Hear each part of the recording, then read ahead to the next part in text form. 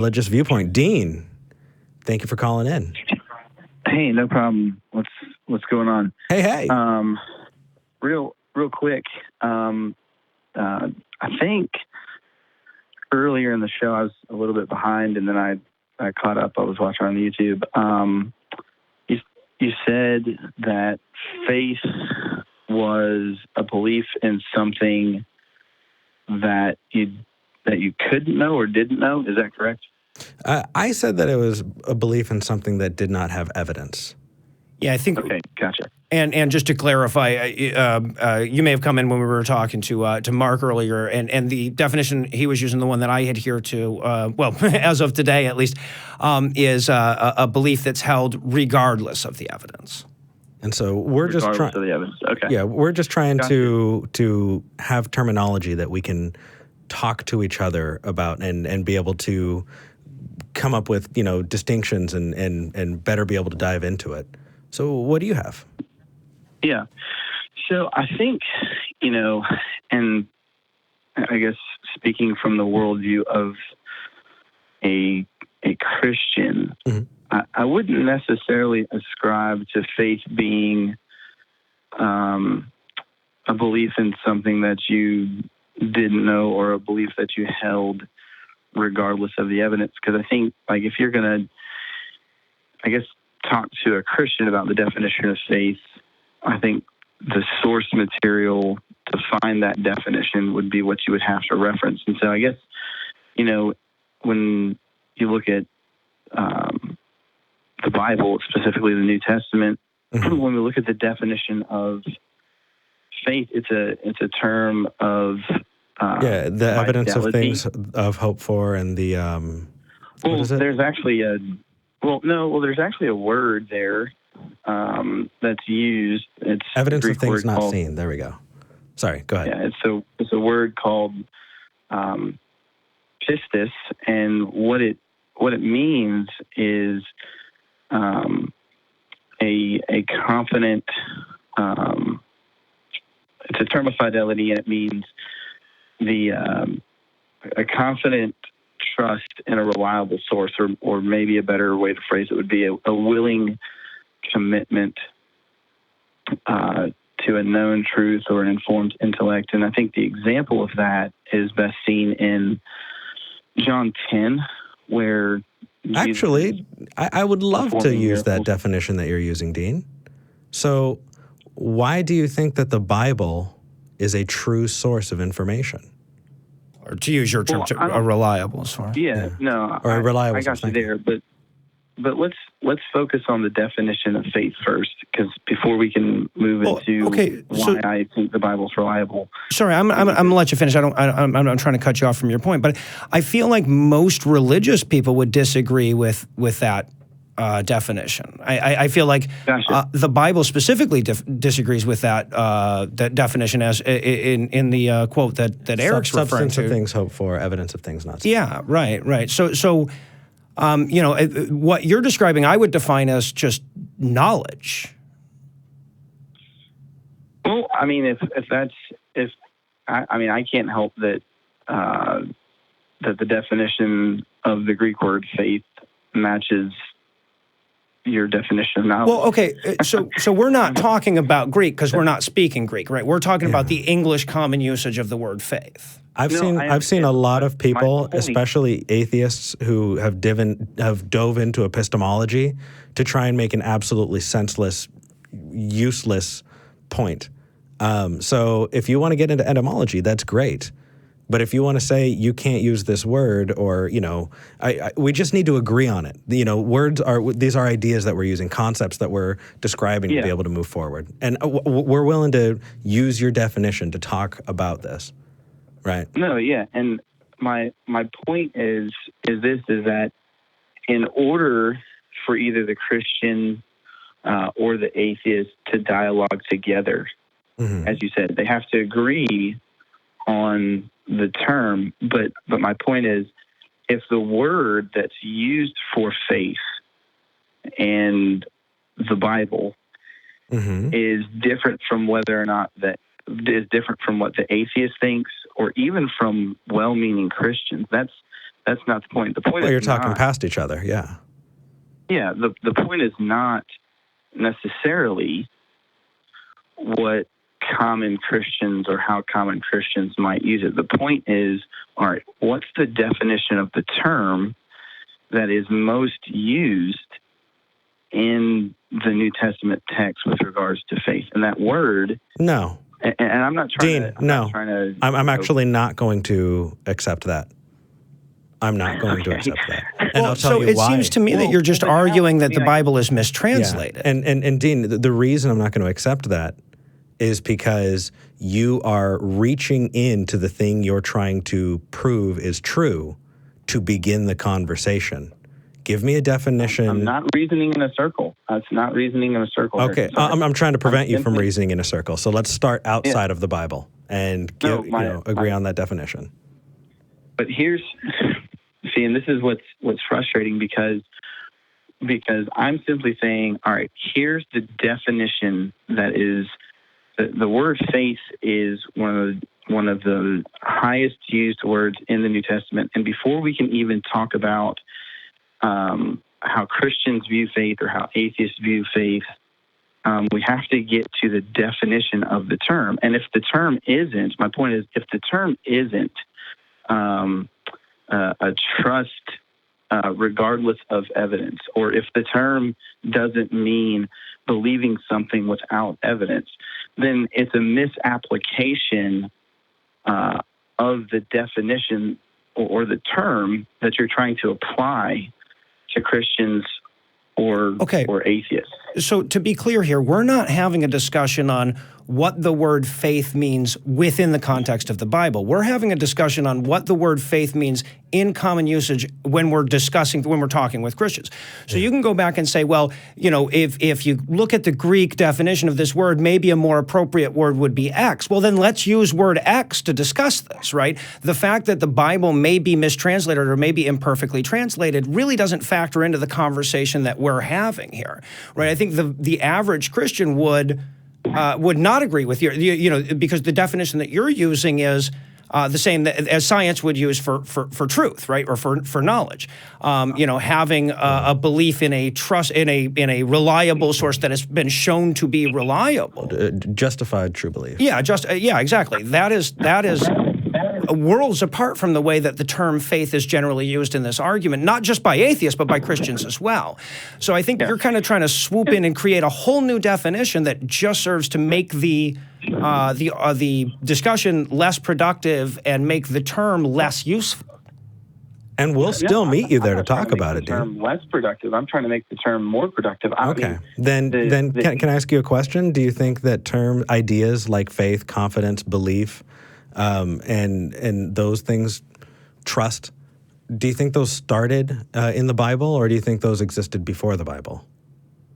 No, I mean, I certainly think that those things, as far as faith, trust, confidence, all that stuff, I'm sure people had that, before the Bible was written. Cool. My point is this, is that it doesn't necessarily, and I'll actually cede a point to the atheist community here, is that I personally believe that the reason that we have this definition in the church culture of believing something without evidence is because there is not a lot or enough education regarding the term faith as it's used in Scripture.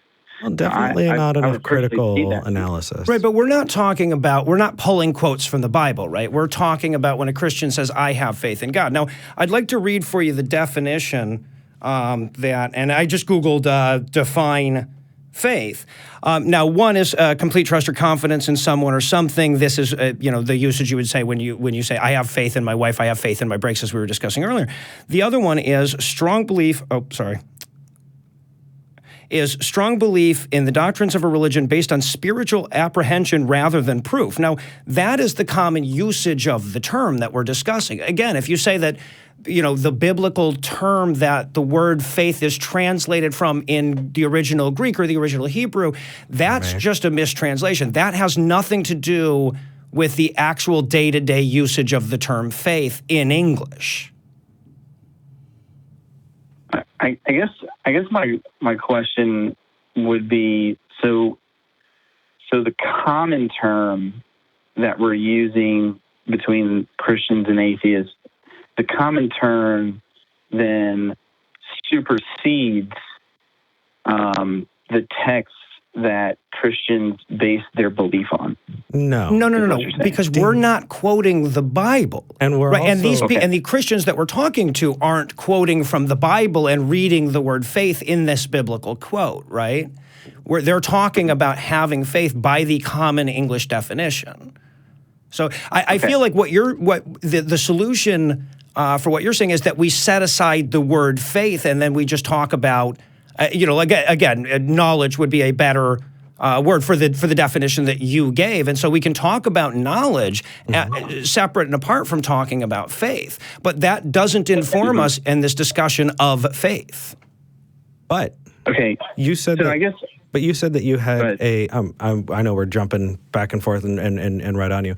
I kind of wanted to lead the conversation back to you saying that you had a knowledge that the Bible is true. And then when I asked you about it, you started to go to a Bible verse, right?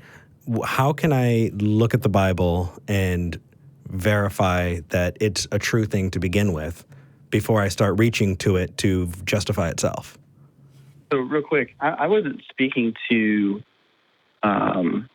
truth. I was speaking to the definition of faith. I was saying, hey, if you want the definition of faith from a Christian perspective. Are you the only Christian in the world? Wait. No, okay, so you are not giving us the definition of the word faith from a Christian perspective. You're giving us the definition of a Greek word from a Christian perspective. The definition of faith is still the same. Well, right? And faith is an English word that is not in any way informed by this Greek word that you're talking about. Again, you're talking about a mistranslation in the Bible at best. So Dean, I guess my question would be, specifically, why again, would you think you're not all Christians? Why would you think? Right? You're not all Christians. What? If you say, I want to give this to you from a Christian perspective, if I could talk to every Christian and they could agree, fantastic. If not, I want to hear Dean's perspective. Dean, the Christian's perspective. That's fantastic. I'll take that.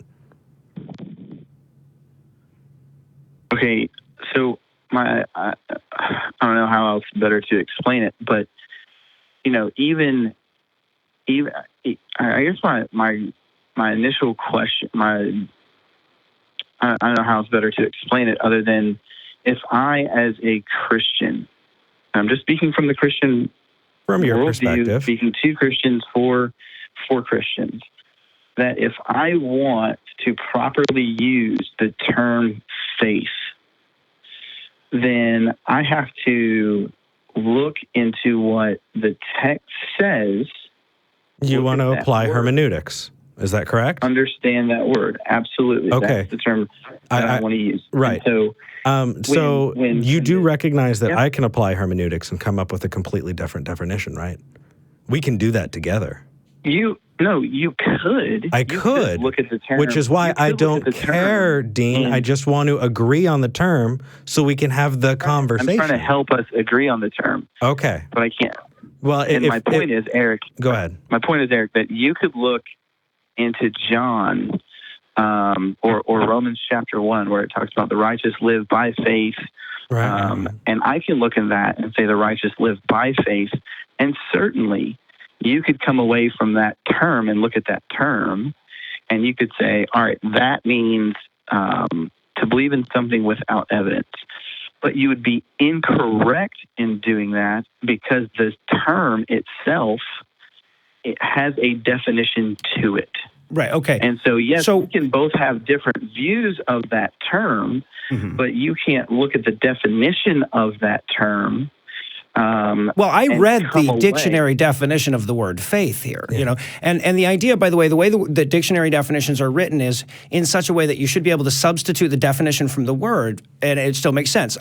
Now, to clarify, because you said you came a little late, we were not quoting the Bible and then plucking the word faith out and saying, in this biblical quote, the word faith should be interpreted as X. We're talking about common usage of the word faith when you're discussing things with Christians, right? We were not trying to parse a biblical phrase in so doing. Right. So you may be you may be correct that when we read the Bible and the word faith comes up, I know that there are a few different words that are translated where the word faith is substituted.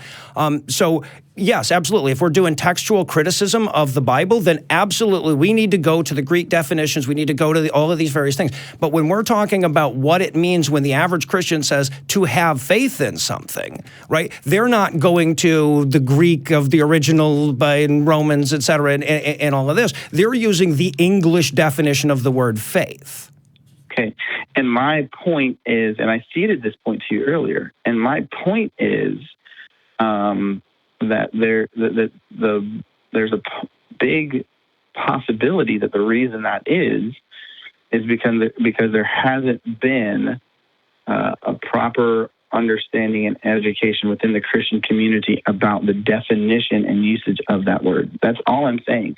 Is that, and this is my basic point, and then I'll get off, and you guys can go to another caller. My point is that as atheists talk to Christians, and I hear it all the time. It's in Peter Boghossian's book. You know, when we talk about faith, and we're saying that having faith is illogical or it's not rational. If you're going to knock down the term of having faith, then you have to knock it down on the basis of what the definition is. Yes, the English definition, the definition of the English word, which is what I read to you. Yeah, Dean, we're going in a circle. But Stop. Hold on. I'm pausing this. Hold on. English definition. Dean, just have the conversation. At the very beginning of this, I said I'd agree with your definition if we could have the conversation. And all this has been is trying to score a point where there needs none to be scored. Let's move on to the conversation. Cool. Let's move on to the conversation then. Can we do that? Okay. Right? You talked about Hebrews. And I honestly, I was actually in John. John and Romans. John and Romans. There we go. Thank you. Okay. Right? Can I pick a verse to start? Let's go with Psalm 137:9. John, and then I'll let you go to your next verse. How about that? Okay, so let's. Well, let's again, see I what your don't point see is. how this is relevant to the conversation that we were having. Again, we're not arguing in Greek. Okay, but we're meeting his definition, unless he's still trying to make the same point.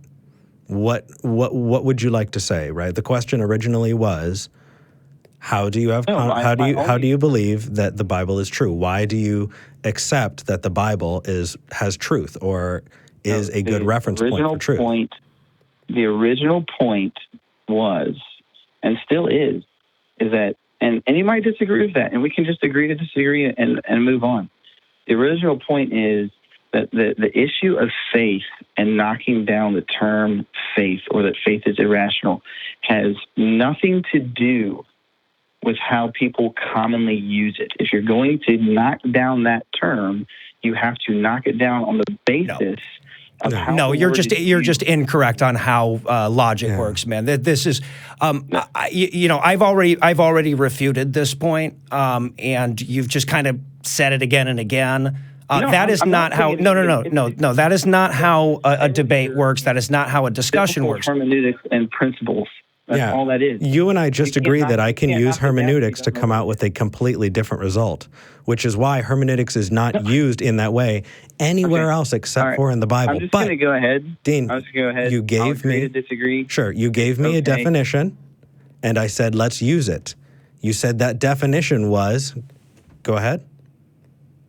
Okay, the definition that is used in as far as the word faith, it's a term of fidelity. It's a confident belief in a reliable source. Okay, do you believe? Or it is a willing commitment to truth. It is a commitment to an informed intellect. And the example that I was trying to pull out. So you're going to pull an example out of the Bible, right? And so according to that definition, you're inferring that the Bible is an informed intellect, is truth. And what's the first one? Well, I've kind of given up on keeping track of this. No worries, Dean. So you're already throwing in that the Bible is true, right? According to your piece on faith, you're saying you have faith in the Bible, and you're going to show us why you have faith in the Bible. So please. Well, I think honestly, Dean's entire point was this definitional that was hocus it? pocus that he's. No, it is. That is my point. My point is so your entire point is that when we discuss the word faith, we're not allowed to use the English definition. We have to use the definition of a Greek word that is occasionally translated to faith in the Bible. That's nonsense, bro. But actually, even more so, because we can't do it without it. Because if I come up. If I use the same tools that he's using, you can't. You're not allowed to do that. But he is. If I come up with something different, that means that I probably did it wrong. I got to ask him. Right.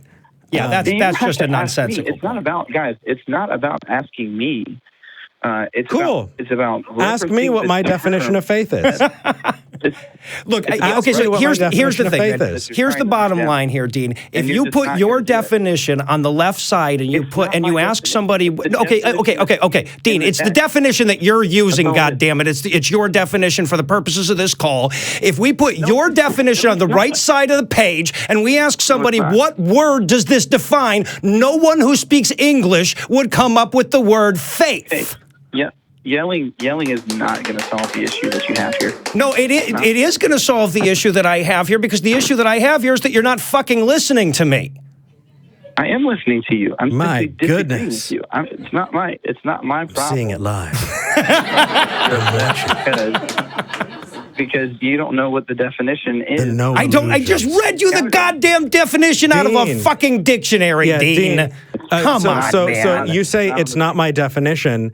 I gave you a definition. You disagreed with it. Do you understand that you have said two things? Like, what does that even mean? We're just trying to meet you very, very simply, man. But maybe listen back. I'm meet you guys too. I'm listen back and give a call back. Maybe. I will. Awesome. I appreciate it. And if there's a time where either one of you guys want to just meet and talk on like a Skype call or something like that, I'd be more than happy to do that too. Maybe I've had so much fun talking to you, Dean. I'd love to do that sometime. Honestly, Dean, if you I got to be honest with you, Dean. You haven't really shown yourself to be like intellectually honest in your discussion here. But and that's why I wouldn't want to carry on the conversation. I would because I want to give you those tools. And I think that if we sat down over a beer, I think I'm going to be in North Carolina this year for a convention. Well, come on down. Eric, I'll announce it. When are you going to be in North Carolina?